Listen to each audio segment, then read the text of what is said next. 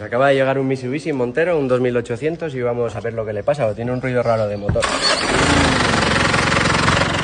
¿Cómo alguien que no sabe de coches puede saber que un sonido no está bien? Tiene un sonido bastante fuerte. Tiene como un taca, taca, taca, taca que se diferencia bastante bien. No es agradable el sonido. Dentro de que es un diésel. Dentro que es un diésel. Pero más aún. Suena demasiado a diésel. Demasiado a diésel, eso. Lo primero que vamos a descartar, tema de presión de aceite. A estos coches se les van las cadenas, el tensor es hidráulico. Vamos a ver si tiene buena presión de aceite. Pero por lo poco que he escuchado, creo que van a ser los ejes contrarrotantes. Ya tienen desgaste y posiblemente, si el cliente quiere, habrá que hacerle el motor entero. ¿Qué es un eje contrarrotante? Uno o dos ejes, dependiendo de la fabricación. Normalmente suelen ser dos, que giran en sentido contrario al sentido del motor, y lo que hace es quitarnos esas vibraciones y el motor vaya más en armonía. Claro, compensan, ¿no? Compensa, la fuerza. eso es, y que quede más estable. De hecho, cuando hemos arrancado, hemos notado que el motor tiene una ligera vibración acompañada del sonido. Se quita, el motor se queda más estable. Si no fuesen los ejes contrarrotantes, ¿qué podría ser? Habría que mirar distribución, etcétera, etcétera.